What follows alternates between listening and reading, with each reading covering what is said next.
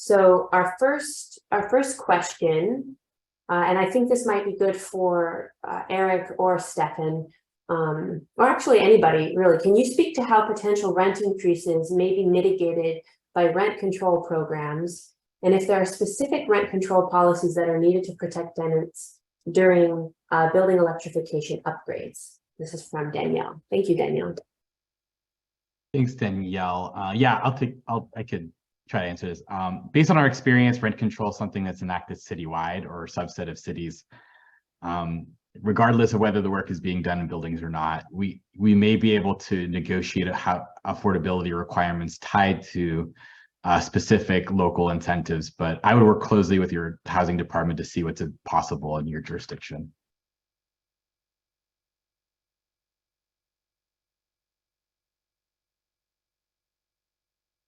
Did anyone else want to respond to that question about rent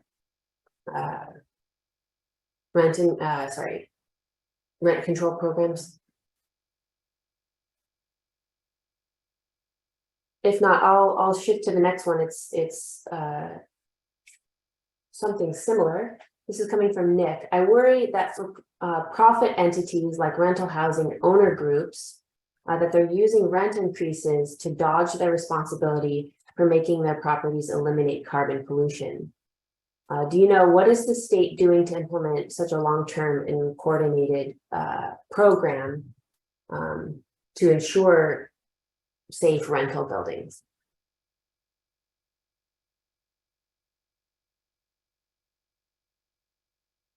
Not much, as the state often does. They defer to cities to come up with solutions, but I think we could use some leadership from the state to more actively address that. Thank you, Ben. Another one, and this is to some of the points that Eric and Stefen touched on. Can you speak, coming from Kat, can you speak to efforts to incentivize landlords, help them with costs to electrify in order to protect tenants and landlords from negative impacts?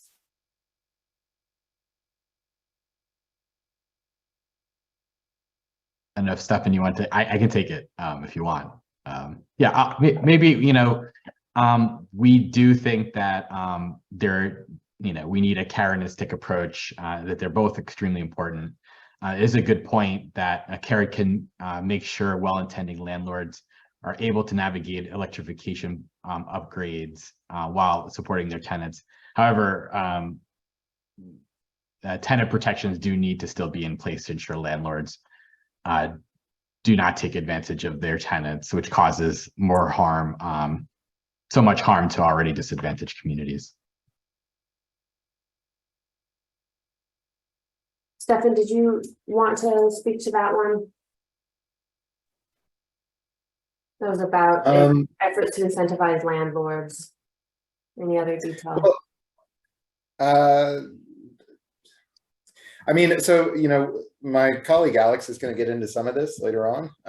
So I don't want to, jump on like what he's going to say. I mean, a lot of the toolkit that Alex is going to talk about is focused on sort of these kind of issues, both this one and just renter protections in general. As a category, thinking, the other question was more specifically about mentioned rent control, but there are other methods out there for thinking about protecting renters that are facing some sort of project that's happening in their building.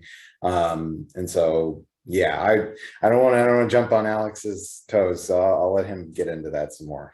Okay. Well, I want to jump to a couple of questions. Nick and Kim asked some more detailed questions about historically underserved communities, communities with less resources. Nick asks, what percentage of the total population are in this disadvantaged category, where they have difficulties making rent and energy bills? And Kim, related to that, Kim asks, what are the key indicators for geographically identifying equity priority communities related to energy cost, household burden? Anyway, what are the key indicators? So two-part question. What percentage of the total population is in this historically underserved? And what are some of the key indicators for identifying some of these communities? So yeah, I mean, well, on the first question, I've been looking to find an answer to that question. I think I have data on it, but I didn't include it in the presentation. So I was looking back to see if I could find sort of what the total number is. So I'm still looking. I will try and respond back to this question before the end of the workshop. But on the other question about sort of, trying to identify folks using sort of available data sources that are out there. I mean, there are a number of different tools that folks can use to think about sort of, where renter households are particularly burdened, both in terms of rent and also in energy costs. I mean, there's certainly always a wealth of census data that, or data from the U.S. Census Bureau that can be used to analyze these sort of things. And I saw there was a question about sort of being able to do this on a county or city level. There is a possibility to use some of the public use microdata that's available through the U.S. Census Bureau to come up with some estimates on that. And that's a whole process. If someone wants to talk more about working with that sort of microdata, I'm happy to talk with them more specifically about it. There are also a number of sort of existing dashboards that are available to kind of take a look at things like energy burdens and the intersection of housing cost burdens more generally. DOE's LEAD tool is an example of this. GreenLink has a tool that can be used. There are a lot of the tools and dashboards and maps that are out there are modeled energy data. I mean, that's one of the limitations that we have is we just don't really have survey data at a local enough level to sort of use in creating coming up with values for local communities. But that's not to say that the model data is something to not consider. I think it's very good and very helpful. But yeah, there's a few different tools out there that folks can use. And I would just add to what Stefen said, that how you define it is the geographic area that you choose. The indicators or data that you use to define it is unique to your situation or your geographic location. Health data can also be layered on top of this. And when you do define it, I think there are intended and unintended consequences. Most of the folks here on this call are probably familiar with Cal and BayREN and how DACs are defined. And I'm not going to knock the tool, but I will say that a lot of unsubsidized or unregulated housing does not fall within DACs. And so programs that use the DAC definition as a way to target and fund properties for upgrades are leaving out a lot of NOAA or unsubsidized unregulated housing. And one thing to add, I mean, this point is a good one. I mean, one of the things to keep in mind just about data in general, I mean, I think a lot of times people can get very lost in data. There's tons of data to explore, and you can, cut things like energy burdens into a lot of different ways. And, and that's helpful as a starting place. I think to think about like sort of just to getting a general sense for maybe who out there in your community is having difficulties with keeping up with their energy bills or rent. But at the end of the day, it's still really important to just find a way to connect with those people and get a sense for sort of what they're dealing with, the properties they're dealing with. The data can only go so far in terms of really assessing a problem and really thinking then about the solution. So much nuance and layer when you get into, especially thinking about rental properties. Thank you both. I wanted to switch gears a little bit and pose a question from Nick. He says, our country has no effective national housing policy to address no income and very low income citizens. The Section 8 policy seems to address only low income. We rely on the market for profit and nonprofit developers to address the housing demand. How can this change? It seems that most Americans don't understand the benefit of having some socialized housing for the most disadvantaged communities. His question is, should California address this void and use the climate crisis and the need to provide low-cost, energy-efficient, sustainable public housing to address our disadvantaged communities? and stop trying to motivate the private developers to do this.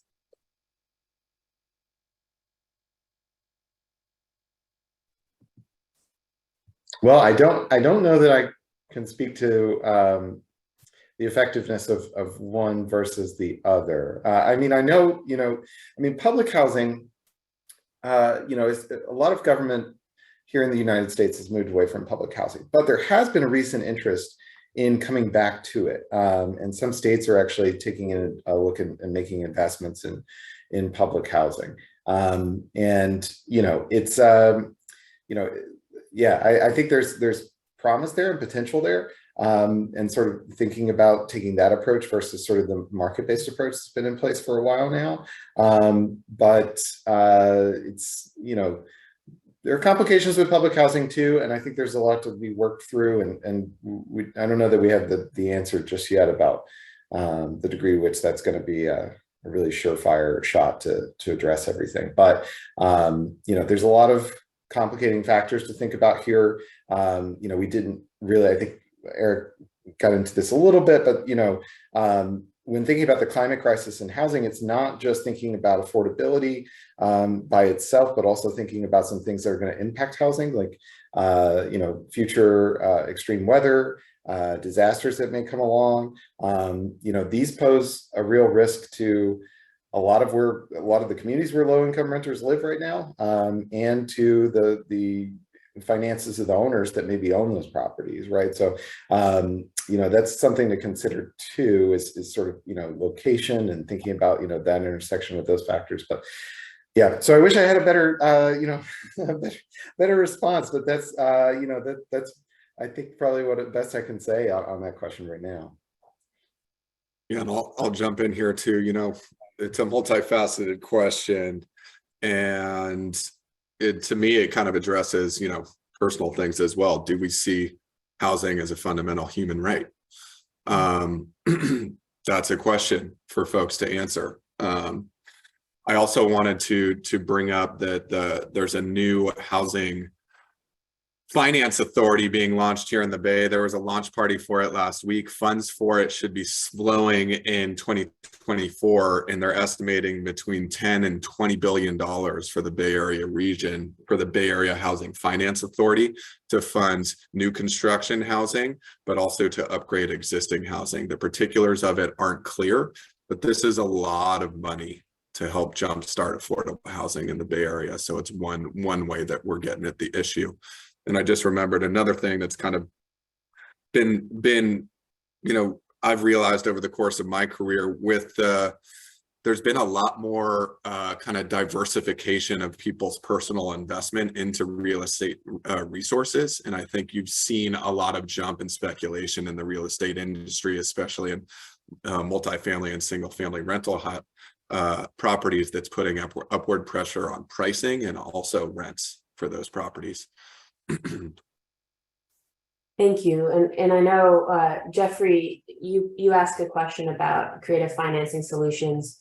And I want to just pin that one. And if we don't get to it by the end of the forum, we can address it in our final Q&A. In our last question, I wanted to turn the question from Tyler.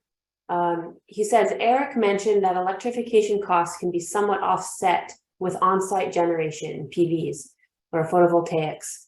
But in my experience, this is only viable for loads on the house landlord meter, not for individual unit meters. Electrical billing regulations do not yet allow us to take a central PV system and distribute across tenant electrical usage and billing. Is there anyone working on eliminating this hurdle?